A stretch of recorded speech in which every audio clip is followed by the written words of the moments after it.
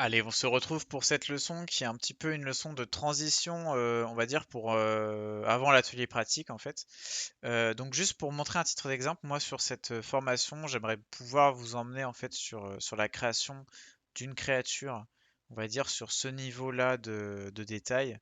Donc avec, bien entendu là, je fais des rendus dans Maya Arnold pour avoir ce genre de rendu, vous voyez, au niveau de la peau, avec des petits niveaux voilà, de détails différents dans les cavités, des couleurs différentes dans les cavités, dans les parties supérieures et tout. Donc tout ça, comment on va le faire? Nous, dans ZBrush, en fait, la partie ZBrush, ça va être la création d'un détail quand même assez haute qualité. On va pouvoir monter dans les polygones et vraiment sculpter comme ça en surface. Bien entendu, en fonction du pack que vous avez acheté, vous aurez peut-être pas accès à la formation Arnold. Après, voilà, j'essaie de faire un pack où il y a les deux en un. Moi, je vais faire ça avec Maya Arnold. Vous aurez un autre pack aussi qui serait disponible sur mon compte tuto.com avec en fait une formation à Keyshot qui peut aussi être utilisée d'une certaine manière pour faire ce genre de choses. Donc voilà. Là, ça va être de la finalisation, on va dire, pour d'illustration. Ça, c'est des images après que moi j'aime bien poster par exemple sur Instagram. Voilà, ça peut être bien entendu en 3D, c'est très intéressant de croiser les connaissances. Et voilà, vous pouvez être à fond sculpteur, mais mine de rien, un sculpteur, il a quand même besoin d'avoir parfois des connaissances pour créer des matériaux, pour faire du rendu 3D et tout, donc c'est assez important. Donc ça, c'est pour vous montrer un peu la finalité de ce sur quoi on va tendre et ce sur quoi on va essayer d'aller avec ce book, avec cet exercice, pardon. Euh, Quelques ressources importantes. Une ressource importante, pas de placement de produit, hein, mais c'est juste que moi j'utilise à titre personnel un livre qui s'appelle Grey's Anatomy, alors rien à voir avec la série, ce livre vous pouvez vous le trouver quand même très facilement chez un fournisseur. Pourquoi ce livre? Parce que ce livre il coûte pas très cher, qu'il existe en format poche. Alors vous pouvez aussi le trouver en PDF hein, si certains veulent pas trop l'avoir en livre. Mais moi j'aime bien travailler avec et l'avoir à côté de moi parce que je vais y trouver des références en fait sur les muscles, sur les os, sur les organes. Et en fait vraiment une des bases de ZBrush, c'est vraiment l'anatomie. Alors l'anatomie avec plus ou moins on va dire de niveau de compétences et de détails parce que quand vous faites un monstre, quand vous faites une créature, elle doit quand même être fonctionnelle. C'est-à-dire que si vous faites des trucs qui ont aucun sens en termes d'anatomie, vos sculptures elles vont pas être très crédibles et du coup elles auront moins d'impact. Donc l'anatomie c'est intéressant. Grey's Anatomy, c'est pour le corps humain. Après, voilà, si vous voulez partir sur des choses comme des monstres plus félins, canins ou autre chose, il y a des livres d'anatomie qui existent sur de la créature. Ce qui peut être super aussi, c'est si vous voulez commencer à travailler des sculpts qui sont un peu super-héros ou comics, vous avez des livres là-dessus qui décrivent en fait l'anatomie du super-héros. Donc c'est vraiment, il faut vous entourer. Il faut vous dire que ZBrush, c'est un outil qui techniquement n'est pas très compliqué en fait à apprendre. Ça va pas être comme Maya ou comme CKD par exemple où on a énormément de contenu technique à apprendre, de contenu théorique sur comment ça fonctionne et tout.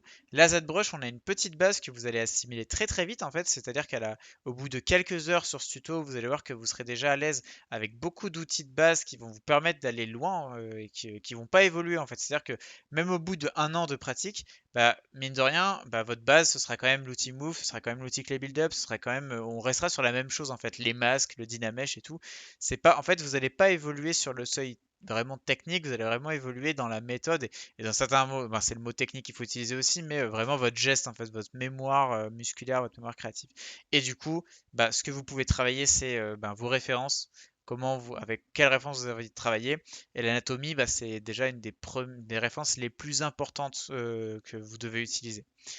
Donc voilà, c'est pareil, par exemple, si demain on fait des poses, du posing sur de la créature ou sur des personnages, on va peut-être aller s'inspirer de poses d'athlètes de haut niveau en pleine action. Par exemple, vous faites quelqu'un qui veut lancer un objet, par exemple, lancer une grenade, vous prenez un handballeur et vous essayez de refaire sa pose, etc. Donc vraiment, contentez-vous pas du minimum et en tant que sculpteur, pour être bon, allez chercher des références tout le temps. Les références, c'est trop important pour que vous négligiez ça.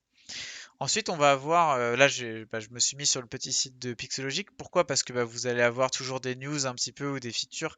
Essayez quand vous êtes artiste 3D, vous allez utiliser des outils. Donc, essayez d'être à jour sur ce que proposent les outils en fait. Là, vous voyez, moi, le tuto, je suis en train de le faire sur une 2019 parce que c'est la version que j'ai.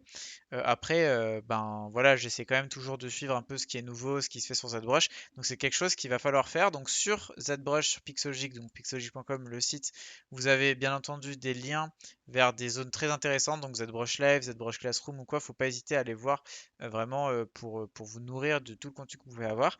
La doc, pourquoi? Parce que malgré le fait que vous suivez un tuto, vous pouvez poser des questions, vous pouvez réagir en commentaire, mais c'est pas dit que vous trouviez systématiquement des réponses à tout à 100%. Au moins dans la doc, vous trouvez des trucs. Vous cherchez vraiment une information particulière sur, par exemple, je sais pas moi, le Art Surface. Vous avez tout un chapitre Art Surface dans la doc. Vous allez pouvoir trouver peut-être des conseils, trouver des méthodes, des choses comme ça. Donc vraiment, la documentation, quelle que soit la formation 3D que vous faites, que ce soit du Unreal, du Maya, voilà, travaillez avec la documentation, prenez l'habitude de les utiliser, c'est extrêmement important, faut pas être fainéant là-dessus. Les chaînes YouTube, j'essaie de pas trop sortir parce que on reste sur tuto.com, mais quand même, la chaîne officielle Pixologic ZBrush, vous allez trouver des contenus vraiment de qualité, des fois qui durent 1 heure, 2 heures. C'est pas aussi précis que ce que vous pouvez avoir sur un tuto que vous allez acheter, mais par contre, pas vraiment sur certains cas, vous avez énormément de contenu que vous pouvez aller voir. Et moi, c'est ce que je recommande à tous mes élèves qui suivent mes formations, c'est d'aller voir euh, un max de contenu, d'aller voir ce que font les artistes en fait, parce que tous les artistes n'ont pas forcément la même approche. Et du coup, ça peut être intéressant d'aller voir aussi ce qui se fait ailleurs pour bien apprendre correctement et prendre les tips des meilleurs. Ensuite, niveau matériel, hein, encore une fois, en termes de référence, moi je travaille avec des outils Wacom.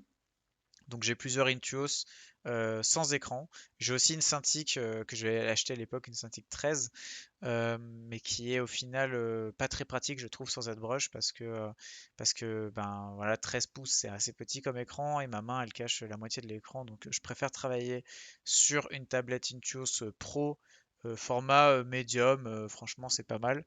Donc voilà, à vous de voir ce que vous préférez en termes de matériel.